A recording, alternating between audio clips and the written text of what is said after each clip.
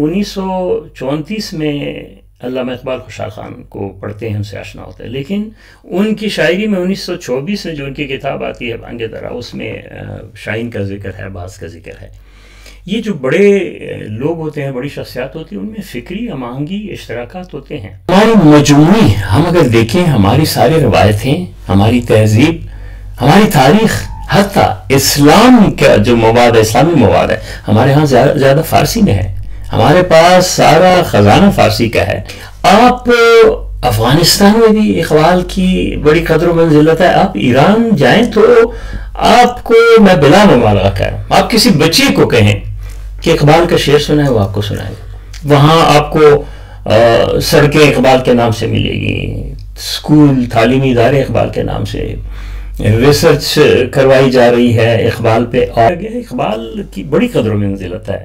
اور یہ بھی میں عرض کروں کہ فارسی شاعری میں، اردو میں اقبال کا مقام سب کو معلوم ہے، فارسی شاعری میں آج بھی سب سے بڑا نام اقبال ہے۔ اقبال کے بعد بڑا نام نہیں آیا کوئی۔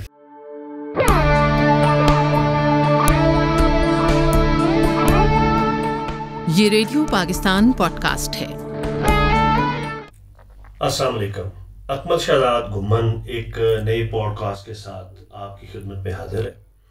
آج ہمارے ساتھ جو مہمان شخصیت ہے، ان کا تعارف یہ ہے کہ یہ ڈاکٹر علی کمیل قزلباش PhD ہیں پرشین میں۔ انہوں نے ایران سے علامہ اقبال پہ PhD کیا، اور یہ آج کل بلوچستان کے محکمہ تعلیم میں بطور ایسوسیٹ پروفیسر کے خدمات انجام دے رہے ہیں ایک کالج میں۔ تو آج کل یہ اسلام آباد ایک فارسی کورس پڑھانے کے لیے تشریف لائے ہوئے ہیں۔ تو ان سے میں نے گزارش کی کہ آپ ہمیں کوئی وقت عنایت فرمائیں۔ ان کی مہربانی کہ آج یہ ہمارے اسٹوڈیوز میں تشریف لے آئے۔ آغا صاحب کیسے ہیں آپ؟ خیریت سے ہیں؟ الحمدللہ، بہت شکریہ کہ آپ یہاں تشریف لائے۔ برحال آپ کا بھی شکریہ کہ مجھے موقع دیا۔ تو ڈاکٹر صاحب تھوڑا اپنا تعارف فرمائیے گا کہ آپ کہاں، کس جگہ پاکستان میں، دنیا میں تشریف لائے، اور ابتدائی تعلیم اور اس کے بعد پھر فارسی کی طرف کس طرح آنا ہوا؟ جی، بہت شکریہ۔ میرا تعلق لورالائی سے ہے، بلوچستان میں ایک شہر ہے لورالائی، لورالائی سے تعلق ہے، پیدائش، پرورش، BA تک تعلیم بھی وہیں حاصل کی، اور یہ ہے کہ پھر اس کے بعد ماسٹر کے لیے بلوچستان یونیورسٹی سے میں نے اردو میں اور پشتو میں اور فارسی میں تینوں میں ماسٹر کیا ہے۔ یعنی پہلے اردو؟ ہاں، پہلے آ کے میں نے پشتو میں ایم اے کیا، تو پھر اس کے بعد اردو میں اور پھر فارسی میں بھی یعنی اردو پڑھنے اور فارسی پڑھنے کے بعد، پشتو پڑھنے کے بعد آپ کو احساس ہوا کہ بھئی یہ بھی اگر میں پڑھ لوں تو بہت اچھا ہے؟ ہاں، اصل میں میں چونکہ لکھتا بھی تھا، FSC سے ہی پھر لکھنا شروع کیا تھا، تو اردو میں بھی میں شعر کہتا تھا۔ فارسی میں ماسٹر یوں کیا کہ جب میں MA پشتو میں اسٹوڈنٹ تھا، تو ایک اشتہار دیکھا کہ وہاں جو خانہ فرہنگ ایران ہے وہاں فارسی کی کلاسیں ہوتی ہیں، تو شام میں جا کے وہاں فارسی پڑھتا تھا، وہاں فارسی سیکھنا شروع کی۔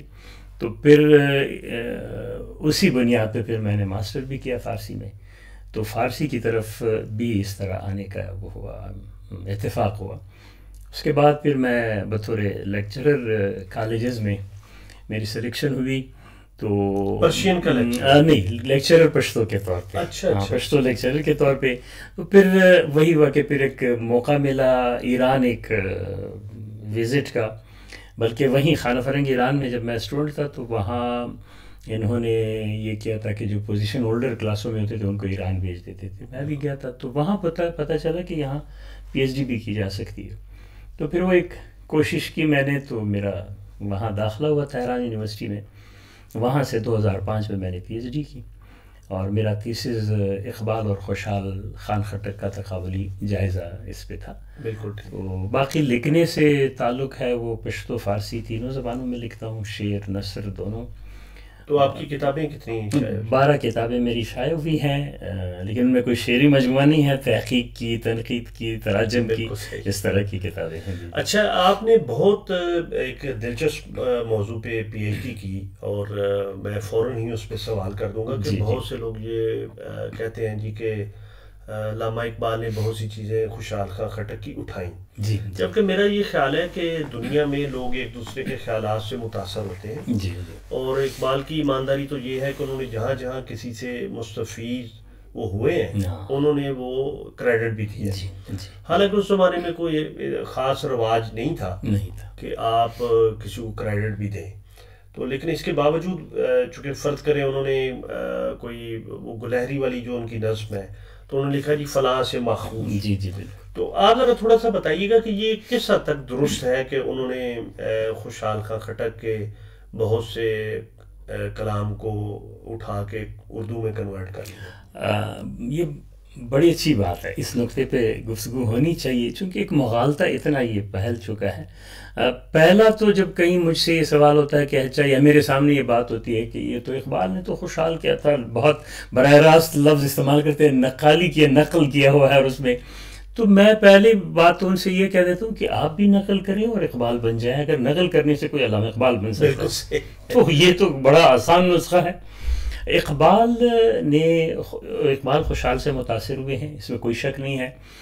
1934 میں باقاعدہ پھر علامہ اقبال, میجر راوٹھی نے کوئی 99 کے لگ بھگ شعر تھے اقبال خوشحال خان کے جن کو انگریزی میں ترجمہ کیا تھا.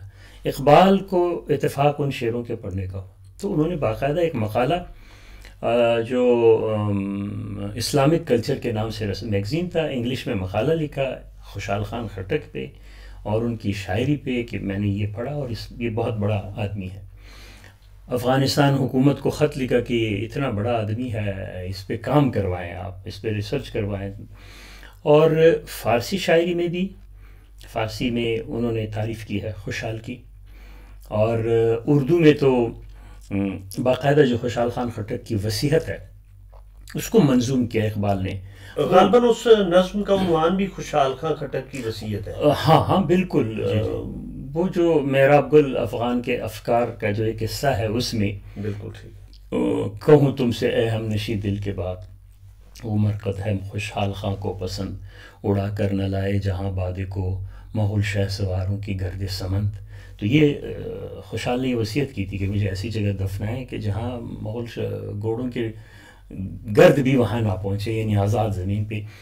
یہ اپنی جگہ کہ خوشحال نے اپنے ایک دوست کو خط لکھا تھا, خط میں یہ لکھا تھا کہ اگر مجھے پشتو آتی تو میں تمام خوشحال کو اردو یا فارسی میں ترجمہ کر لیتے, یہ اتنا بڑا آدمی ہے. اچھا, یہ اقبال کا یہ خط ہے, یعنی جو میں نے خود پڑھا ہے. اس سے بڑی عقیدت کیا ہو سکتی ہے, اور یہ کسی کو تسلیم کرنا اس سے بڑا کیا ہو سکتا ہے. لیکن یہ کہنا کہ ان سے مثلا شاہین کا حوالہ دیتے ہیں کہ یہ تو وہی خوشحال خان خٹک کا باز ہے. میں نے خود اپنی تھیسس میں ایک باب میں اس پہ بات بھی کی ہے کہ 1934 میں علامہ اقبال خوشحال خان کو پڑھتے ہیں, ان سے آشنا ہوتا ہے, لیکن ان کی شاعری میں 1924 میں جو ان کی کتاب آتی ہے بانگ درا, اس میں شاہین کا ذکر ہے, باز کا ذکر ہے. یہ جو بڑے لوگ ہوتے ہیں, بڑی شخصیات ہوتی ہیں, ان میں فکری ہماہنگی اشتراکات ہوتے ہیں. دوسری طرف اثر لینا, یہ آپ نے بہت اچھا نقطہ یہاں کی طرف اشارہ کیا کہ یہ تو اقبال کی اعلیٰ ظرفی ہے کہ وہ ذکر کرتے ہیں, ایک مصرع بھی کہیں سے لیتے ہیں تو ذکر کرتے ہیں, ورنہ پہلے تو یہ روایت ہی نہیں تھی. خود خوشحال خان خٹک کو اگر ہم دیکھیں, ان کے ہاں فارسی کا اس قدر زیادہ اثر ہے, پورے مصرے, شعر, اصطلاحیں انہوں نے فارسی شعراء سے لی ہیں. اور آپ یہ دیکھیں کہ آپ کے جو بڑے تھے وہ فارسی بولنے والے ایران سے آئے, اور ایک زمانے میں آپ پشتو سپیکنگ ہو گئے اور آپ کو فارسی دوبارہ سیکھنی پڑی. ہاں مجھے یہی ہوا کہ قزل باش تو وہاں سے آئے ہوئے ہیں, لیکن ہم چونکہ پشتون بیلٹ میں رہے, پشتو زبان رہی, اور میری والدہ باقاعدہ پشتون قبیلے کی تھی, تو وہ لیکن یہ ایک موقع مجھے ملا فارسی کی طرف آنے کا. اور نہیں, میں اس سینس میں بات کر رہا ہوں کہ جو آپ جب پڑھتے ہیں یا کوئی چیزوں کی طرف غور کرتے تو نیچرل ایک فینومینا ہے کہ آپ اثر لیتے ہیں. ہماری مجموعی, ہم اگر دیکھیں ہماری ساری روایتیں, ہماری تہذیب, ہماری تاریخ, حتیٰ اسلام کا جو مواد ہے, اسلامی مواد ہے, ہمارے ہاں زیادہ فارسی میں ہے. ہمارے پاس سارا خزانہ فارسی کا ہے. بالکل ٹھیک. فارسی زبان کے ذریعے ہی ہماری جو تہذیب ہے, روایات ہے, تاریخ ہے, وہ محفوظ ہے, اور اسلامی تعلیمات, یعنی ہمارے مجموعاً فارسی میں اب بھی سب سے بڑی کتاب تصوف کی کہلاتی ہے کشف المحجوب ہے، وہ داتا گنج بخش کی ہے اور فارسی میں ہے، اور بر صغیر سے یہاں لاہور سے ان کا تعلق ہے. بالکل. ایون دیکھیں کہ جو ہمارے پنجابی زبان ہے، پشتو ہے، دری ہے، جو بھی بلوچی ہے جی، اور سندھی، سرائکی، سب زبانوں میں، اور پنجاب کا نام ہی فارسی میں. جی جی جی. سو کہنے کا مطلب یہ ہے کہ جو تہذیبی مشترکہ اثاثہ ہے اس سے کوئی بھی انکار نہیں کر سکتا. اب یہ دیکھیں کہ پنجاب اور کے پی اور ایک برصغیر کے بڑے علاقے میں سکھوں کی مہاراجا رنجیت سنگھ کی حکومت رہی، اور ان کی جو درباری زبان تھی وہ فارسی تھی. تو اور تہذیبوں سے جو مستفید ہونا ہے اور ان سے یعنی فائدہ حاصل کرنا ہے، یہ میرے خیال میں انسانی ارتقاء اور تسلسل کا ایک یعنی آپ دیکھیے یہاں حکومتیں جو ہمارے بر صغیر میں رہی ہیں، مغلوں کی رہی ہیں، افغانوں کی رہی ہیں، لیکن زبان محاورے کی، روزمرہ کی زبان، دربار کی زبان، سرکاری زبان فارسی رہی ہے. چاہے مغل تھے وہ ترکی بولتے تھے اپنے گھر میں آپس میں، لیکن ان کی زبان دربار کی اور دفتر کی فارسی تھی. اسی طرح جو بھی افغان حکومتیں رہیں انہوں نے بھی فارسی، احمد شاہ ابدالی تک، خود احمد شاہ ابدالی کا دیوان ہے فارسی میں. یعنی فارسی کی روایت تو ہماری انگریزوں کے آنے پہ جو ہے، جو ایک دانستہ، ایک شعوری یہ اقدام ہوا کہ اگر اس قوم کو ان کی حقیقت سے دور کرنا ہے تو ان کی جڑیں کاٹیں، اور جڑیں فارسی میں پیوست ہیں. تو اب بھی میں گھمن صاحب یہ دعوے سے کہہ سکتا ہوں کہ اگر فارسی کی بنیادی سوجھ میں جب آپ سے گفتگو ہو رہی تھی، وہ ماشاءاللہ آپ کو فارسی کا ایک بہت اچھا آپ کا ادراک تھا، ایک مطالعہ ہے، اور اب آپ کے لیے کسی پنجابی صوفی شاعر کو پڑھتے ہوئے کوئی مسئلہ نہیں ہوگا، چونکہ ایک فارسی کی بنیاد ہے. اگر فارسی کی بنیاد نہ ہو، ہم اردو کو یقین کریں کہ ہم اردو شاعری کو، فراز کی شاعری کو، فیض کی، اب فیض کے ہاں میں نے مقالہ لکھا تھا فیض کی شاعری میں فارسی تراکیب و اصطلاحات، تو فیض کو سمجھنا مشکل ہو جائے گا. تو بنیاد ہماری فارسی سے ہے، اس سے ہم جتنا بھی اچھا. دوسری طرف اقبال کی 60% شاعری فارسی ہے. بالکل ٹھیک ہے. یعنی 60% شاعری ان کی فارسی. ہمارا قومی شاعر ہے، ہمارا پاکستان کا نظریہ دینے والا ہے، اگر ہم اس کی زبان سے بے بہرا ہو تو اقبال سے ہم بے بہرا ہو جائیں. اور دوسرا یہ کوئی مشکل بھی نہیں ہے، جیسے عربی ہے، فارسی ہے، اور ان کا تو ایک اردو کی بنیاد میں، اور ہماری دیگر جو زبانیں ہیں ان میں بہت، یہاں کی لوکل جو زبانیں ہیں، سنسکرت یا جو یہاں کی اپنی زبانیں ہیں، ان کی بھی یہاں، یعنی کہنے کا مطلب یہ ہے کہ جو تہذیبی ارتقاء ہے اس میں سارے جو ثقافتیں ہیں اور ساری زبانیں ہیں ان کا ایک دین ہوتی ہے. ہماری جو زبانیں ہیں ہماری مقامی یا پاکستانی، جس کو کہیں آپ، پنجابی کو لیں، پشتو کو لیں، سرائکی کو لیں، ان میں اب بھی مثلا نمازوں کے اوقات جو ہیں وہ پیشین اور نماز دیگر، اور اس طرح اب بھی نیت باندھتے ہیں ہمارے بڑے، تو وہی فارسی کی روایت ہے. اشیاء کے نام فارسی میں ہیں. مثلا اب یہ ایک مثال میں آپ کو، تو بانگ، جی جی، ہمارے یہاں بانگ آواز کو فارسی میں کہتے ہیں. اقبال کی کتاب بھی ہے بانگ در. اب ہم اذان کے لیے کہتے ہیں بانگ، آپ کو پنجابی میں بھی یہ لفظ ملتا ہے. تو میں تو بانگ، اور اسی طرح جو پیشین اس کو پیشی کہتے ہیں. ہاں ہاں بالکل. یہ چونکہ ہماری زہر بہت کم لوگ کہتے ہیں. ہاں اچھا، وہ آپ نے کہا کہ علامہ اقبال کی جو شاعری کا زیادہ حصہ ہے، تو ان کا ایک شعر مجھے یہاں میں ضرور پڑھنا چاہوں گا کہ پروانہ بےتاب کے ہر سو خسو پو کر، بر شمع چنان سرخ کہ خود را ہماؤ کر. کہ ایسے پروانے نے شمع کے گرد جو ہے وہ کوشش کی، کاوش کی، باغا دوڑا کہ وہ خود شمع کا حصہ بن گیا، وہ خود شمع بن گیا. تو یہ ایک قسم کا سیکھنے کا بھی ہے کہ اگر ہم کچھ زندگی میں کوئی اچیو کرنا چاہتے ہیں، کچھ حاصل کرنا چاہتے ہیں، تو ہمیں اس طرح کوشش کرنی پڑے گی کہ وہ ہمارا پیشن، وہ ہماری زندگی کا حصہ بن جائے، اور پھر ہم کوئی منزل پا سکیں. بالکل. تو آغا صاحب یہ ذرا بتائیے گا کہ جو علامہ اقبال کی قدر و منزلت ہے، بعض لوگ یہ کہتے ہیں جی کہ وہ فارسی والے تو اقبال لاہوری مذاقن کہتے ہیں، تو آپ ذرا بتائیے گا کہ علامہ اقبال کی وہاں کیا قدر. اب یہ مجھے بہت افسوس ہوتا ہے کہ کہیں سنجیدہ لوگ پوچھ رہے تھے یہ لاہوری، بھائی یہ وہ احترام سے کہتے ہیں. دیکھیے فارسی میں ایک روایت ہے، حافظ شیرازی، حافظ نے خود اپنے ساتھ شیرازی نہیں لکھا تھا، مثلاً صاحب تبریزی، خواجو کرمانی، بیدل دہلوی لکھتے ہیں. بیدل نے دہلوی، غالب کے ساتھ، غالب کا بہت کمال کا فارسی کلام ہے، بلکہ اردو سے بڑھ کر ہے. غالب دہلوی، یہ ایک روایت ہے فارسی میں کہ وہ جو ہے جس علاقے سے تعلق رہا ہو اس کو ساتھ لکھتے ہیں. آپ افغانستان میں بھی اقبال کی بڑی قدر و منزلت ہے. آپ ایران جائیں تو آپ کو میں بلا مبالغہ کہہ رہا ہوں، آپ کسی بچے کو کہیں کہ اقبال کا شعر سنا ہے، وہ آپ کو سنائے گا. وہاں آپ کو سڑکیں اقبال کے نام سے ملے گی، اسکول تعلیمی ادارے اقبال کے نام سے، ریسرچ کروائی جا رہی ہے اقبال پہ. اور خود اس وقت جو سپریم لیڈر ہے ایران کا، ان کی کتاب ہے فارسی میں ستارے بلند شرق، یعنی مشرق کا چمکتا ستارہ، اقبال پہ ان کی کتاب ہے. وہ آپ اس میں وہ اس بڑی سطح کا آدمی وہ لکھتا ہے میں اقبال کے مریدوں میں سے ہوں. ڈاکٹر علی شریعتی کی 2 کتابیں ہیں اقبال پہ. یہ اور اس طرح کے وہاں آپ یقین کریں، میں مبالغہ نہیں کر رہا ہوں، وہاں اقبال ایسا لگتا ہے کہ جیسے یہ تو ایران کا ہے، اس قدر معروف ہے. بالکل. ہمارے، میں ایک آپ کو لطیفہ بھی اس پہ سناؤں. ہمارے وائس چانسلر تھے برسٹل یونیورسٹی کے، یہاں بھی وائس چانسلر رہے، نام نہیں لوں گا، وہ خود کہہ رہے تھے کہ باہر کسی ملک میں، امریکہ میں کہیں کوئی وائس چانسلر کی کوئی کانفرنس تھی، تو کہتے ایک ایرانی وائس چانسلر سے ملاقات ہوئی تو وہ بڑا خوش ہوا. اچھا آپ پاکستانی ہیں؟ اس نے کہا رات کو ہم کھانے کے بعد بیٹھ کے اقبال کے شعر سنیں گے ایک دوسرے سے. تو یہ کہہ رہا تھا، کہتے میں گھبرا گیا، میں نے کہا مجھے تو ایک شعر یاد ہے، خود ہی کو کربلا کی طرح. اور کہتے واقعی اس کے پاس میں بیٹھا اور وہ شعر پہ شعر سناتا رہا اقبال کا. اقبال کی بڑی قدر و منزلت ہے. اور یہ بھی میں عرض کروں کہ فارسی شاعری میں، اردو میں اقبال کا مقام سب کو معلوم ہے، فارسی شاعری میں آج بھی سب سے بڑا نام اقبال ہے.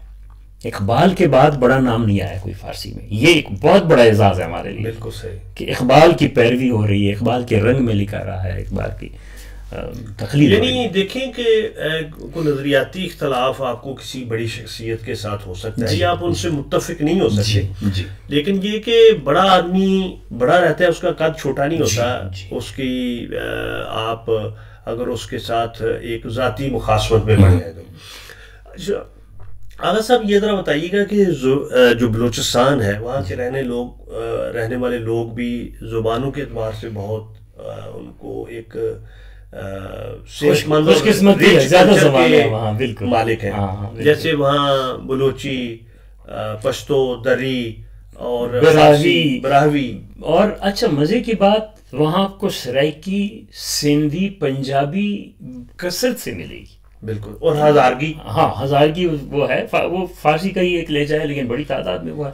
تو آپ کو وہاں لسان زبانوں کے حوالے سے بڑا وسیع صوبہ ہے. وہاں کے بندے کو 3-4 زبانیں تو کم از کم 7-8 زبانیں بھی آتی ہوں گی. بالکل. 3-4 زبانیں تو ہر ایک کو آتی ہیں وہاں. بالکل. اچھا میں یہ حیران ہوا ہوں کہ میرا کچھ کشمیر یا گلگت بلتستان کی طرف کچھ زیادہ جانا ہے، تو وہاں بھی فارسی کے بہت گہرے اثرات ہیں. فارسی ہے وہاں پہ. گلگت بلتستان میں تو خاصی فارسی بولی جا رہی ہے اور وہاں بڑے اچھے نسخے شاعروں کے فارسی کے مل رہے ہیں. اچھا کشمیر کو تو اس کو تو ایران صغیر کہتے ہیں. آپ تاریخی کتابوں میں یا شعراء کے ہاں کشمیر کو ایران صغیر کہتے ہیں. وہ ایک وجہ یہ بھی ہے کہ میر سید علی مدانی جب آئے اسلام کی تبلیغ انہوں نے کی یہاں کشمیر میں، وہ گلگت بلتستان، وہ تاجکستان کی حدود تک، تو یہاں وہ اتنا عرصہ رہے کہ وہاں ایک ایران. دلچسپ بات یہ ہے میری کشمیر میں میں کچھ عرصہ وہاں یونیورسٹی میں رہا، بہت کلچر کے حوالے سے بہت قریب ہے. میں کشمیری اور ایرانی کلچر کے حوالے سے، خوراکوں کے حوالے سے قریب ہے، زبان میں لفظیات کا کعبہ ہے یا جس طرح فرشی نشست ہے ایون بلوچستان میں بھی. جی بالکل. تو آغا صاحب آج کل وہاں بلوچستان کے حالات کیسے ہیں علمی ادبی حوالوں سے؟ اچھی ہے. ابھی دیکھیں فضا بہت بہتر ہوئی ہے، یونیورسٹیاں وہاں بڑھ گئی ہیں. پہلے مطلب کوئٹہ میں، بلکہ بلوچستان میں ایک بلوچستان یونیورسٹی تھی، اب ماشاءاللہ کئی شہروں میں یونیورسٹیاں ہیں. اور دوسری چیز یہ ہے کہ ادبی حوالے سے بھی اگر ہم دیکھیں تمام زبانوں میں تخلیقات ہو رہی ہیں، کام ہو رہا ہے، اکیڈمیاں ہیں. خود بلوچی کی اپنی اکیڈمی ہے، براوی کی اکیڈمی الگ ہے، پشتو اکیڈمی الگ ہے. میں خود جنرل سیکرٹری ہوں پشتو اکیڈمی کا. الحمدللہ اس حوالے سے الحمدللہ کام ہو رہا ہے. ایک فضا اچھی ہے، اللہ تعالیٰ نظر بد سے بچائے، اچھا رجحان ہے. اور کوئٹہ ایک بہت ثقافتی اعتبار سے اور علمی ادبی حوالے سے بہت ایک رچ سٹی تھا، لیکن کچھ ایک بد نظری کا ایک شکار رہا. ایون یہ شاید ہمارے جو ناظرین ہیں اور سامعین ہیں ان کے لیے خبر ہو کہ مرزا ہادی رسوا کا امراؤ جان ادا بھی وہاں لکھا گیا، جو بڑے بڑے نام وہاں رہے ہیں. گوپی چند نارنگ، جی گوپی چند نارنگ کا تعلق کوئٹہ سے، ہاں دکی شہر ہے وہاں سے، مطلب بلوچستان کا علاقہ ہے وہاں سے. خود ہماری یونیورسٹی میں پروفیسر قرار حسین وہاں کے وائس چانسلر رہے ہیں، خلیل صدیقی رہے ہیں، اور بڑے بڑے نام رہے ہیں. وہ شمیم احمد صاحب وہاں رہے ہیں، بالکل سردار نقوی صاحب، جو ہماری ادب کی بڑی آبرو ہے، یہ کوئٹہ میں. اور ایون جو وہاں ریڈیو پاکستان اور پاکستان ٹیلی ویژن کا کردار ہے وہ بھی انہوں نے بہت شاندار دور گزارا ہے، بہت شاندار دور گزارا ہے. بالکل جی. اور ان کے وہاں کے آرٹسٹوں نے بھی اپنا نام پیدا کیا، فنکاروں نے، بالکل، اور دونوں اداروں نے بھی اپنی ایک علیحدہ شناخت. بالکل. اب اس وقت جو وزیر ثقافت ہیں جمال شاہ، یہ کوئٹہ سے ہی، کوئٹہ سینٹر کے آدمی تھے، کوئٹہ سے ان کا تعلق ہے. بلکہ ان کی ابتدا گائیکی سے ہوئی تھی ریڈیو میں. میں خود ریڈیو میں کمپیئرنگ کرتا تھا تو ان کے گانے ہم نشر کرتے تھے، ان کے گائے ہوئے. تو یہ وہیں سے. یہ پشتو میں گاتے تھے؟ ہاں پشتو میں، بہت اچھی گائیکی ہے ان کی. یہ پشتو میں گاتے تھے. اور پھر بلوچستان یونیورسٹی میں فائن آرٹس ڈپارٹمنٹ انہوں نے وہ کیا، شروع کیا، فائن آرٹس میں تھے. اور پھر باقی پھر ٹیلی ویژن کی طرف آ گیا، ڈرامہ اور وہ. تو یہ بلوچستان سے ان کا تعلق ہے، کوئٹہ سے تعلق ہے. جی.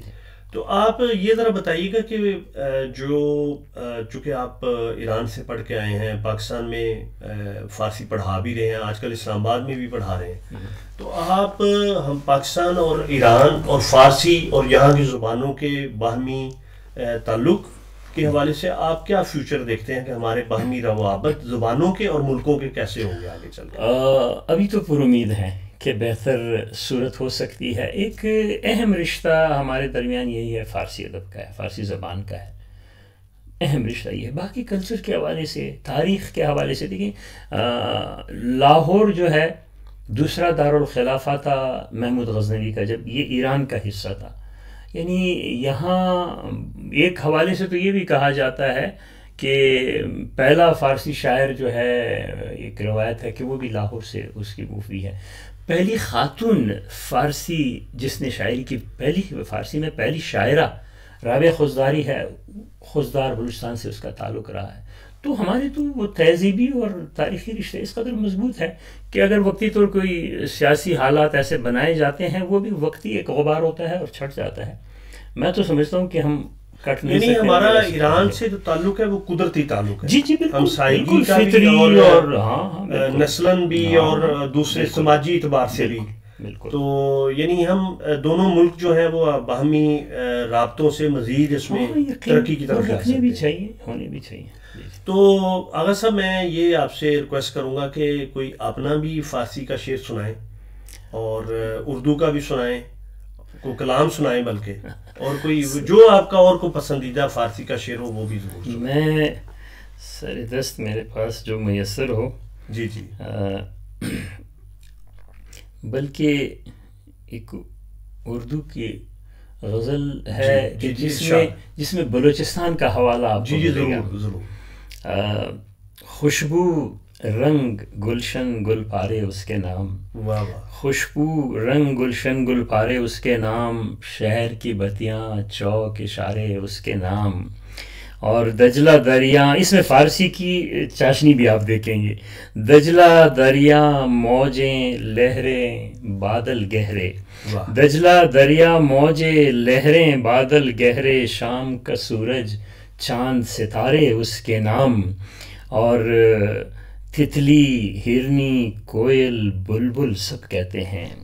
تتلی ہرنی کوئل بلبل سب کہتے ہیں، رنگ خرام اور گیت ہمارے اس کے نام. اور اب وہ بلوچستان کی فضا کے زیارت چلتن برف چکور اور ہنہ اوڑک، زیارت یہ علاقوں کے نام، اور وہ زیارت چلتن برف چکور اور ہنہ اوڑک، انگور اور بادام بسارے اس کے نام، اور سرد ہوائیں گرم انگیٹھی کوئٹہ ہوٹل، سرد ہوائیں گرم انگیٹھی کوئٹہ ہوٹل چائے کی چسکی سجی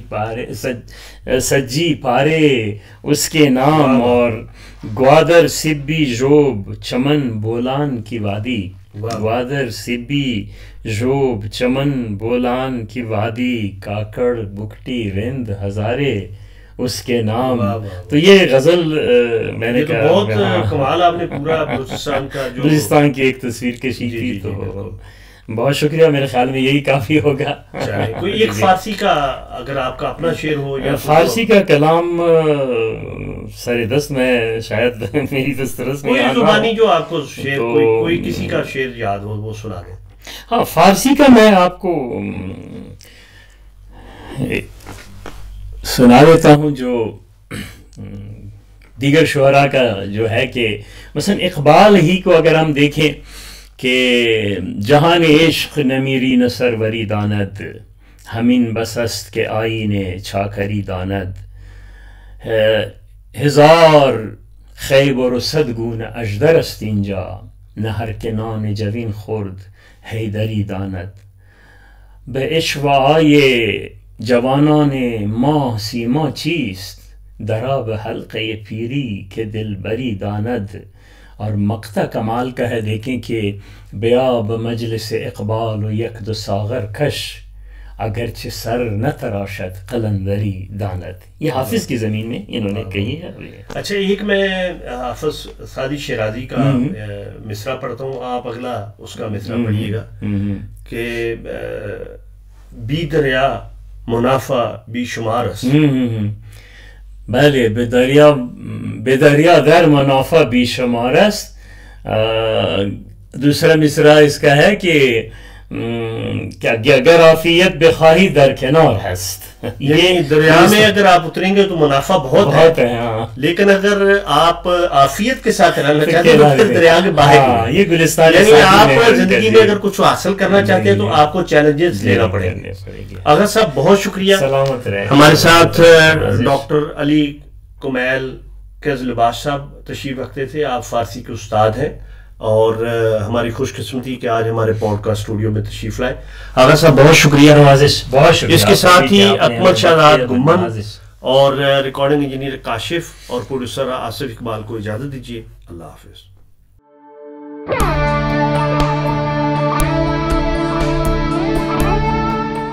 یہ ریڈیو پاکستان پوڈ کاسٹ ہے.